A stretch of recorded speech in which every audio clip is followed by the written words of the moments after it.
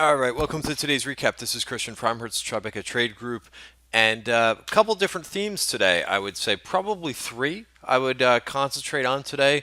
I'm staring at Micron, so that's probably one of them. Micron is up to 46.25. I think the implied move was about 8%, which got you to around a little bit above $47. I think from just memory, I think it was 47.5 is what the options market makers were implying. We did see some calls, so I would say the first mini theme of the day was there was some call buying in a couple different groups in the semi space ahead of earnings. You know, you really want to pay attention to this stuff to see what they're going after. I thought the applied materials was a really good signal for the day.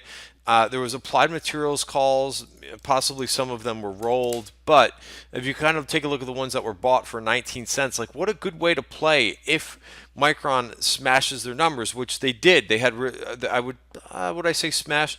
Probably, I would say really good earnings numbers. So usually when that happens, a name in the space has good numbers. Usually there's some pin action in the other names. So what better way, I think, than a 20-cent play flyer for the week in applied materials? We'll see what it does tomorrow. Those are the 54 strike calls that they bought, just 19 cents. So not a bad looking trade. And then of course Intel. Intel may be a little bit of a different story, but look at the move at the end of the day in Intel. So they just continue to go after calls. Just when you think that they're done buying calls, they buy more. We talked about this. We analyzed this one quite a bit. Hold of the 50-day moving average, move into value.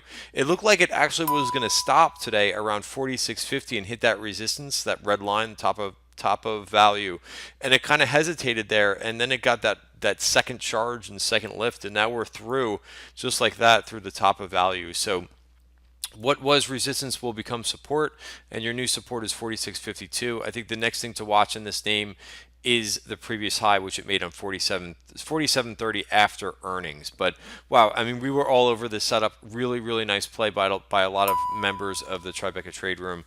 And again, we analyzed the hell out of this one. So great job, everybody.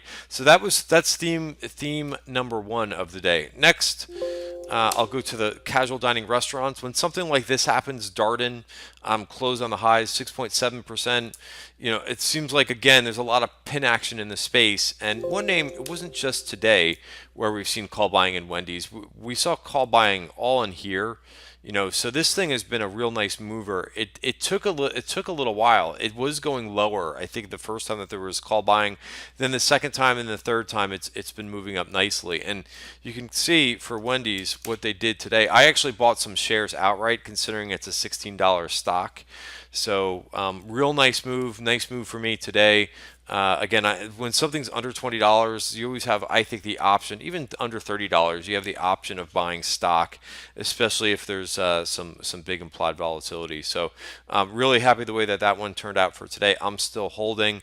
They went out to January, and that's kind of the one theme I would say about today's option activity, maybe a little bit of yesterday's too, is that it's a lot of front month stuff happening. So what we do in the trading room is, I really kind of hammered the point home about how much data decay there is in front month options, which January is now. Keep in mind, in January you have 3 holidays too for options. You've got, of course, Christmas. You've got New Year's, and then you also have Martin Luther King, which also falls before, I believe, January option expiration. So you only have, I think, 20 days this month. Trading days, so you really have to be careful, because the majority of trades that we're seeing on the tape are all January trades. So if you don't want that risk, what I do all day long is kind of take a look at these trades, think about where they could get to, and then put on different trades, because that's putting on a ton of January exposure. I mean, right now I don't want any January exposure. So trying to put on a whole bunch of January trades is just a recipe for disaster, in my opinion. So you have to be able to kind of structure things differently, and that's what we do in the trading room, and that's one of the value adds that we do. Not only finding the trade ideas, but also putting the right strategy on. Because again, you can't have 20 different January option positions on. It's crazy. But essentially, that's what we're seeing in terms of option activity. So another name in this space was Duncan. They also went after Duncan a couple times.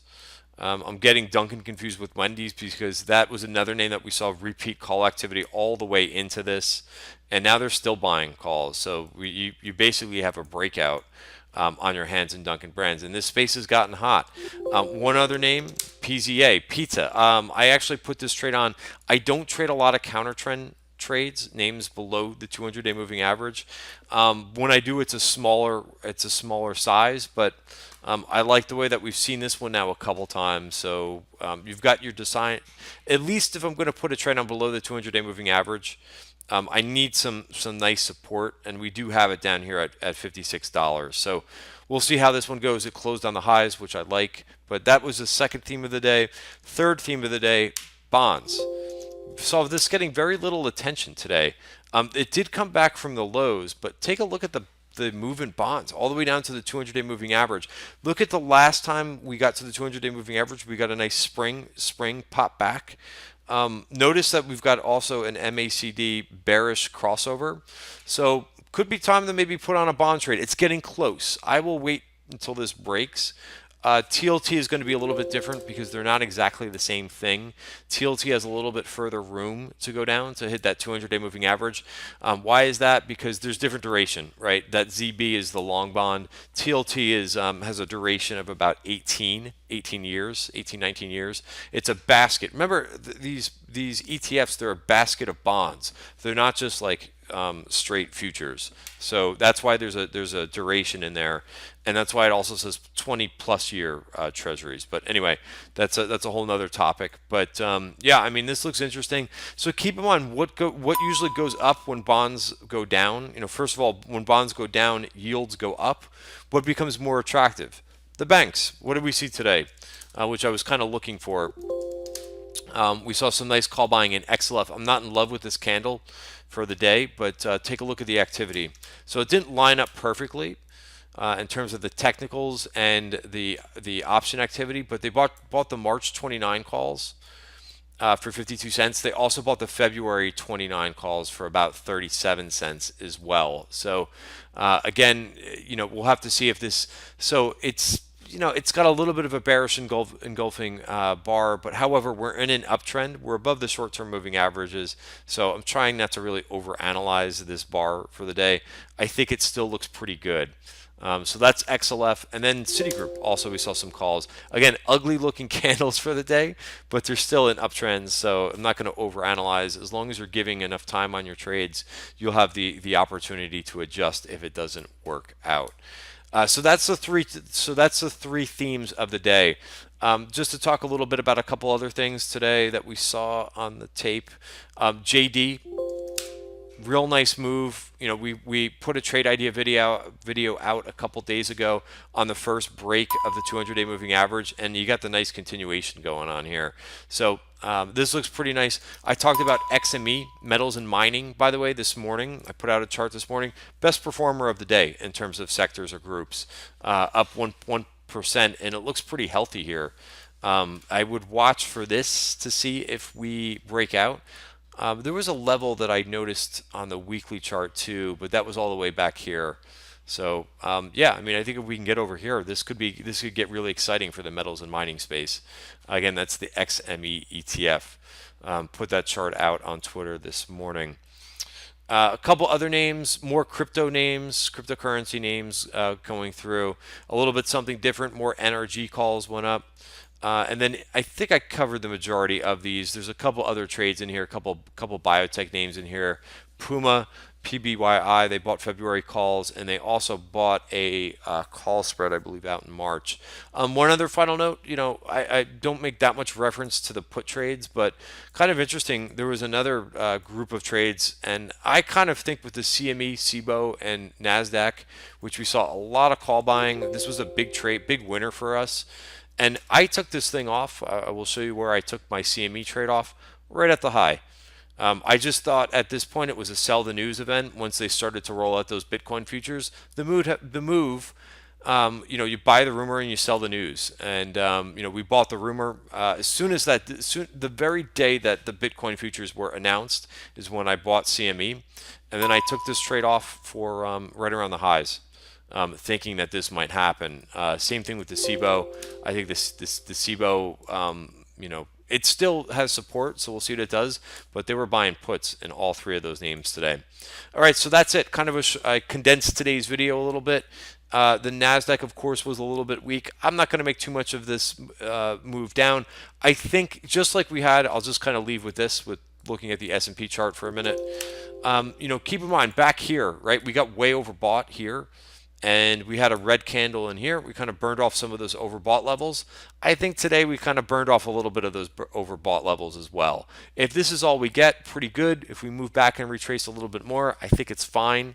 I think you just got to be patient and don't have too many short-term trades on. Check us out, TribecaTradeGroup.com. There's a couple other trades. I don't talk about everything that we do in the room, but there was this other name today that we do play a penny stock momentum name every once in a while. That was in the form of, I can't even remember what the symbol was. Let me just look through my positions. CCIH. Great job by one of the members today who picked up on this thing. I'll tell you where we bought this thing. We did a hell of a job on this. This was right around 137. So the second really big green bar, we noticed the big volume in this.